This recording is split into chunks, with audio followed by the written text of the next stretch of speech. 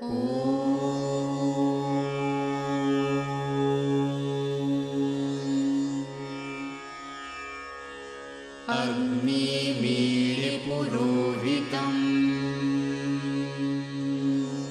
यज्ञस्य देवं ऋत्विजम्।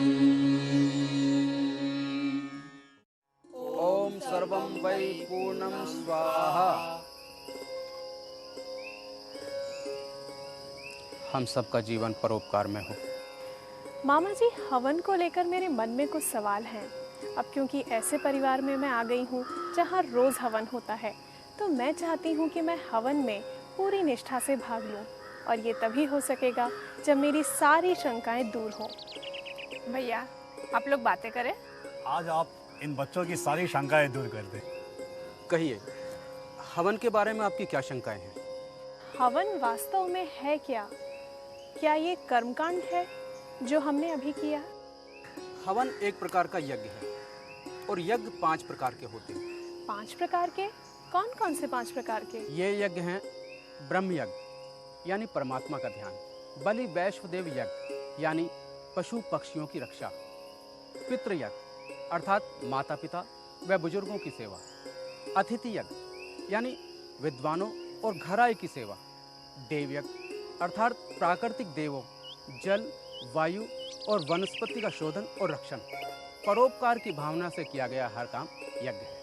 यज्ञ की मूल भावना है परोपकार, और हवन करने से मनुष्य का कर्ज भी उतरता है। कर्ज? वो कैसे मामा जी? मनुष्य के ऊपर 3 प्रकार के कर्ज होते हैं। कैसे कर्ज? हमें किसी को पैसा देना होता है?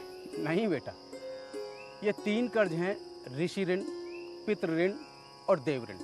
ज्ञान के दान से ऋषियों का ऋण उतरता है, और पितृ सेवा से पितरों का।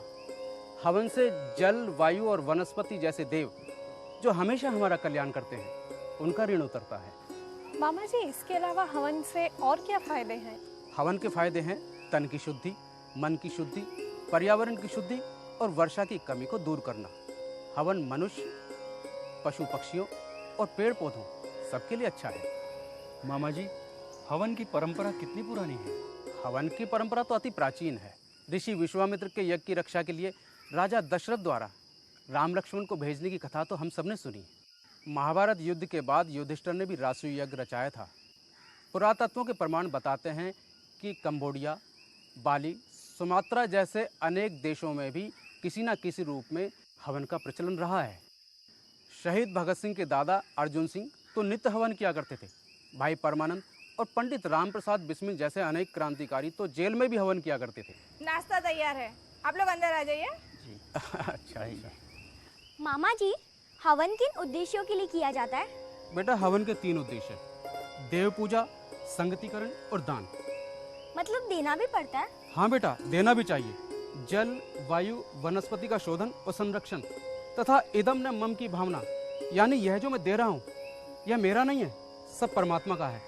देव पूजा है, समाज में एकता बनाना, ईर्ष्या और द्वेष न रखकर हवन करना संगतिकरण है, तथा धन में, ताकत में और ज्ञान में जो अपने से कम है उन्हें देते हुए चलने की भावना दान है। समझी? अब चल। मामा जी, लेकिन हवन से वातावरण की शुद्धि कैसे संभव है? रूम फ्रेशनर से कमरे की वायु कैसे सुगंधित होती है, बॉडी स्प्रे से शरीर कैसे सुगंधित होता है, सिद्धांत एक ही है। सुगंध के अणु वायु में फैल जाते हैं। एक जरा सा पदार्थ जिस तरह से मटके की पूरी छाछ को सुगंधित कर देता है, या सूखी मिर्च जलाने पर किस तरह से अड़ोस पड़ोस में भी छींकें आ जाती हैं, उसी तरह से अग्नि में जलने से सामग्री के अणु भी हवा में फैल जाते हैं और हवा को शुद्ध करते हैं। सन 2010 में घाटकोपर मुंबई में आचार्य ज्ञानेश्वर जी के निर्देशन में किए गए एक दैनिक यज्ञ शिविर के दौरान नेशनल एनवायरमेंटल इंजीनियरिंग इंस्टीट्यूट द्वारा किए गए परीक्षणों की यह रिपोर्ट दर्शाती है कि यज्ञ स्थल पर प्रतिदिन हानिकारक गैसों में निरंतर कमी आई। लेकिन घी और लकड़ी आदि जलने से धुआं और दूसरी हानिकारक गैसें भी तो पैदा होती हैं। हवन यदि ठीक तरह से किया जाए तो न तो धुआं ही पैदा होगा और न ही अधिक मात्रा में हानिकारक गैसें ही पैदा होंगी। ये ठीक तरीका क्या है? बच्चों को जरा विस्तार से बताओ सुबोध। हवन कुंड का आकार शास्त्र के अनुसार हो, समय उचित हो और सामग्री शुद्ध हो। अब मामा जी ये शुद्ध सामग्री से क्या मतलब है? शुद्ध सामग्री से मतलब है कि लकड़ी में कीड़ा ना लगा हो, पतली हो और जलने पर कोयला ना बने, सीधे राख बन जाए। घी को गर्म करके और छान के उसमें सुगंधित पदार्थ मिला लेने चाहिए। उसी तरह से सामग्री में तुलसी के पत्ते, तुलसी के बीज, नीम की निम्बोली, खूबकला और जायफल आदि औषधियों वाली चीज़ों को मिला लेना चाहिए। इन सब चीज़ों को शामिल करने से पहले इन्हें धो छान कर शुद्ध कर लेना चाहिए। मामा जी आपके अनुसार कौन सी लकड़ी ठीक है और क्यों? आम, ढाक, पलाश, चंदन, देवदार और साल की लकड़ी उपयुक्त मानी गई है। इन सभी में औषधीय गुण पाए जाते हैं। हवन सामग्री में क्या क्या पदार्थ डालने चाहिए? हवन सामग्री में 4 प्रकार की चीज़ें डालनी चाहिए। सुगंध पैदा करने वाली, पुष्टिकारक, मीठी चीज़ें और औषधियाँ। वो हवन के करने का सही समय कौन सा होता है, ये भी तो बताओ। हवन करने का सबसे अच्छा समय सूरज निकलने के बाद और सूरज छिपने से पहले का होता है। ऐसा क्यों? किसी को दिन में टाइम ना मिले तो?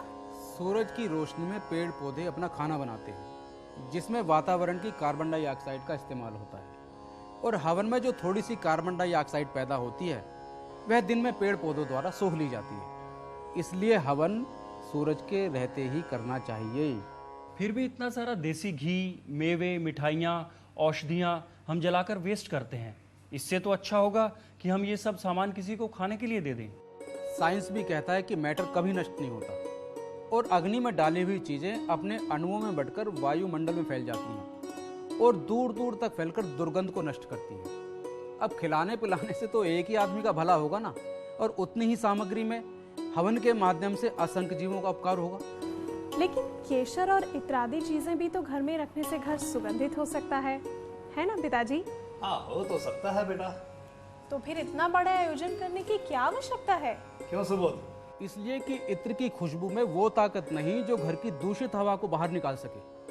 उसमें वो भेदक शक्ति नहीं जो हवन की अग्नि से पैदा होती है। लेकिन ये काम तो मंत्रों का शोर किए बिना भी किया जा सकता है, मन ही मन ईश्वर को याद करके।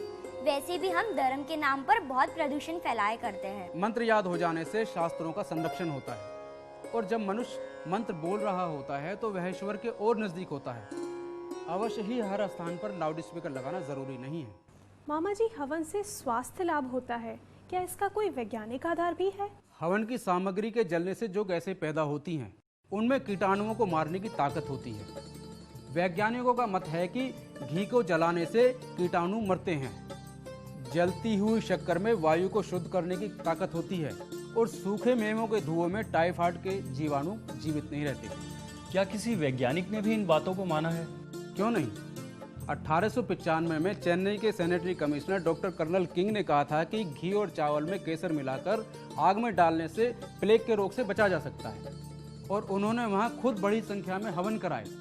सूरत शहर में भी बाढ़ के बाद भारी संख्या में हवन कराए गए, और बाढ़ के बाद एक भी महामारी का केस नहीं मिला। इतना ही नहीं, आज हवन का भारत सहित अनेक देशों में एक वैकल्पिक चिकित्सा पद्धति के रूप में उपयोग हो रहा है। मुंबई के डॉक्टर तारा सिंह हवन के माध्यम से अनेक रोगों का सफलतापूर्वक इलाज कर रहे हैं। यज्ञ की पद्धति है ये, जो हम औषधियों को हाई पोटेंसी की गैस तैयार करके तेज ज्वाला में औषधियों को हम डालते हैं। बड़ी श्रद्धा के साथ वेद मंत्रों के साथ में हम पढ़ के वेद मंत्रों के साथ में उनकी आहुति देते हैं। उसके बाद में जो गैस बनती है उसमें तीव्र गैस, और वो गैस के पास में हम रोगी को बिठाते हैं, और उसके बाद में प्राणायाम भी करवाते हैं। तो उनके जो सूक्ष्म परमाणु हैं श्वास के द्वारा लंग्स में जाते हैं, फेफड़ों में जाकर के वायु सेल्स, वायु जो कोष होते हैं उनमें जाकर के जमा हुआ विजातीय द्रव्य या टॉक्सिन्स या कफ वगैरह जमा हुआ है वो लिक्विड वेस्ट में पिघलता है, और वहाँ से फिर ये पूरा सफाई कफ के द्वारा, पसीने के द्वारा ये इस तरह टूट फूट जो है हमारे शरीर में से बाहर निकलती रहती है। मेरे कमर में बहुत दर्द था। हमने ऑपरेशन का तैयारी तो कर दिया, मगर लास्ट में जो पेज में जब साइन करने के लिए मेरे बच्चे लोग ने देखा तो वहाँ पे लिखा था कि हम इसका चलने का गारंटी नहीं दे रहे। और यहाँ आने के बाद मैं 16 दिन में खुद ब खुद चली गई।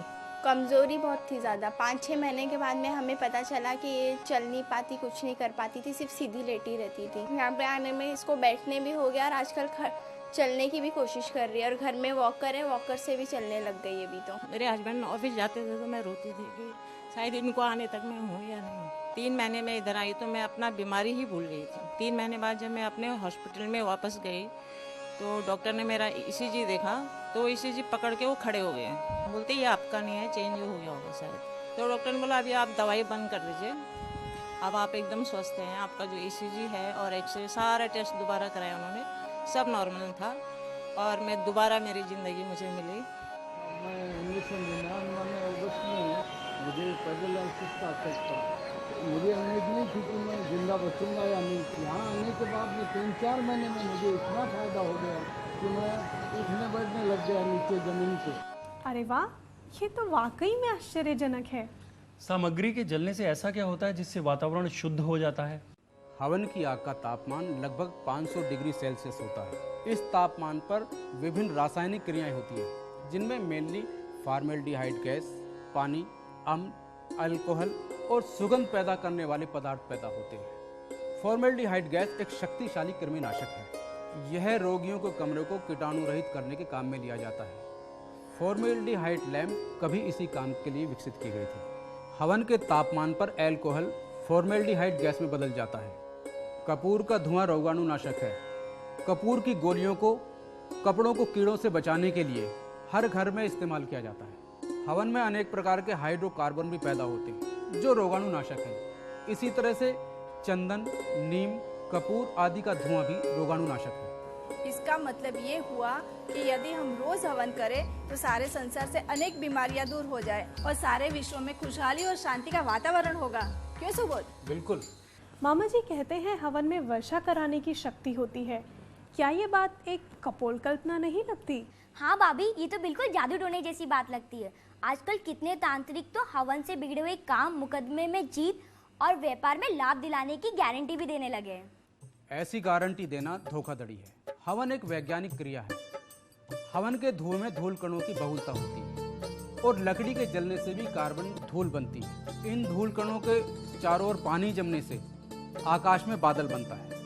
वैज्ञानिकों का मत है कि ये धूलकण हवा को तेजी से ठंडा करते हैं, जिससे सामान्य से अधिक तापमान पर ही हवा ठंडी हो जाती है और हवा में जल को रोकने की ताकत नहीं रह जाती तथा जल बारिश के रूप में पृथ्वी पर गिर जाता है। इस तरह हवन वर्षा कराने में सहायक होते हैं। धार्मिक अनुष्ठानों का अपशिष्ट तो खुद ही जल प्रदूषण करता है। अक्सर लोग हवन की राख और पूजा के फूलों के साथ दूसरा कचरा भी नहरों नदियों में फेंकते हैं। हवन की बची हुई चीज़ें बहुत ही उपयोगी होती हैं। उन्हें जलधाराओं में फेंकना नहीं चाहिए। आहुति से बचे घी में औषधीय गुण होते हैं। हवन की राख को पानी में मिलाकर कीट रोधक के रूप में भी इस्तेमाल किया जा सकता है तथा हवन की राख को खाद के रूप में भी इस्तेमाल कर सकते हैं। भैया, लेकिन जिस प्रकार महंगी सामग्री और बर्तनों का विधान बताया जाता है, उससे गरीब आदमी तो हवन कर ही नहीं सकता, तो उसकी उन्नति कैसे होगी मामा जी? हवन में प्रत्येक क्रिया का एक वैज्ञानिक आधार भी है और तांबे के बर्तन इसलिए लिए गए हैं क्योंकि तांबे में रोगाणुओं को नष्ट करने की शक्ति है। मैं एक बात पूछूं? आप लोग हंसना नहीं है? हाँ, पूछो, नहीं हंसेंगे। क्या मैं वेस्टर्न कपड़े पहनकर हवन में बैठ सकती हूँ? जहाँ तक कपड़ों का प्रश्न है तो वह साफ और सुविधाजनक होने चाहिए ताकि आप आराम से हवन में बैठ सकें। और वैसे सभी भारतीय परिधान हवन के लिए उपयुक्त हैं।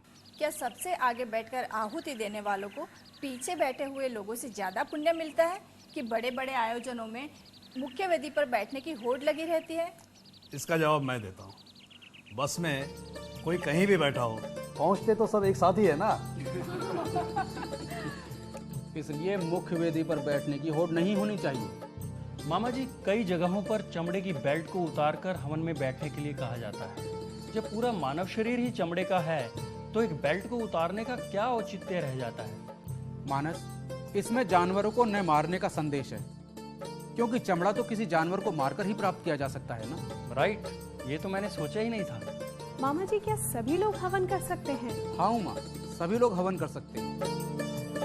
वेदों ने तो मनुष्य मात्र को हवन करने का अधिकार दिया है। मामा जी, आज हमें अपनी संस्कृति के एक महत्वपूर्ण अंग अग्निहोत्र अर्थात हवन के सच्चे रूप का पता चला। हवन की सारी चीजें कितनी वैज्ञानिक और तर्कसंगत हैं, है ना? थैंक यू मामा जी, बहुत बहुत धन्यवाद। बेटा, हवन तो राष्ट्र और विश्व का कल्याण करने वाला है। निस्संदेह बापूजी।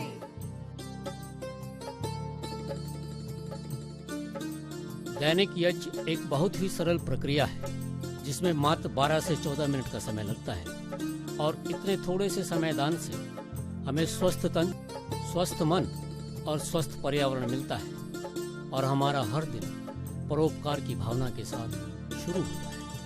तो आइए देव ऋण उतारें, पर्यावरण संवारें।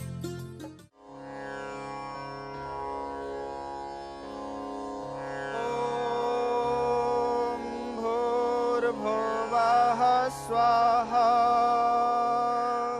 ॐ भूर्भुवः स्वर्द्यौरेव भूम्ना पृथिवीव वरिम्णा तस्यास्ते पृथिवी देवयज्जनि पृष्ठेऽग्निमन्नाद्यमन्ना द्यायादधे।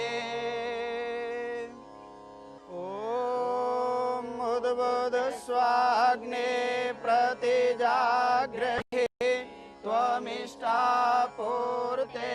सगं सृजेथामयञ्च अस्मिन् सधस्ते अद्योतरस्मिन् विश्वे देवा यजमानश्च सीदत।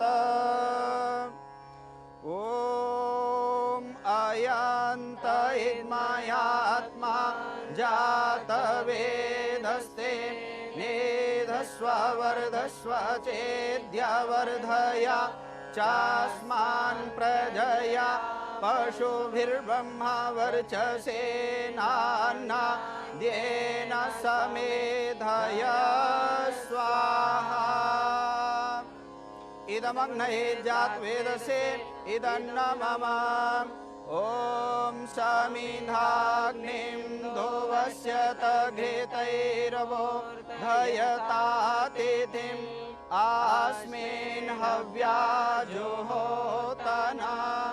ॐ शोषमिधाय शोचिषे घृतं तीव्रं जुहोतना। अग्नये जातवेदसे स्वाहा। इदमग्नये जातवेदसे इदन्न मम। ॐ तन्त्वा समिद्भिरङ्घिरो घृतेन वर्धयामसे बृहच्छोचाय विश्व स्वाहा। इदमग्नये अमृषे इदन्न मम। ॐ अयन्त इद्मयात्मा जातवेदस्ते नेधस्व वर्धस्व चेद्यवर्धया चास्मान् प्रजया पशुभिर्ब्रह्मा वर्चसे नान्नान्येन समे